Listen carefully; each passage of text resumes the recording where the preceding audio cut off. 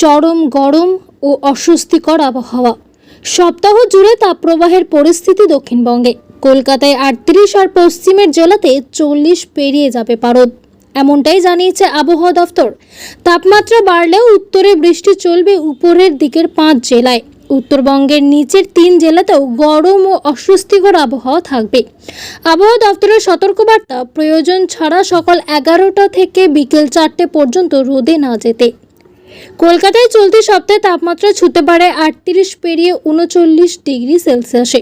সপ্তাহের শেষ দিকে তাপপ্রবাহের মতো পরিস্থিতি তৈরি হতে পারে। বাড়বে গরম ও অস্বস্তি।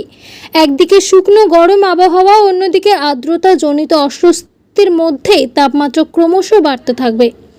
কলকাতায় আজ সর্বনিম্ন তাপমাত্রা 27.9 ডিগ্রি সেলসিয়াস, স্বাভাবিক তাপমাত্রার থেকে যা 2 ডিগ্রি সেলসিয়াস বেশি। গতকাল রবিবার সর্বোচ্চ তাপমাত্রা ছিল 37.9 ডিগ্রি সেলসিয়াস, যা স্বাভাবিক তাপমাত্রার থেকে 2 ডিগ্রি সেলসিয়াস বেশি। বাতাসে আপেক্ষিক আর্দ্রতার পরিমাণ 25 থেকে 90%। আগামী 24 ঘন্টায় কলকাতা শহরে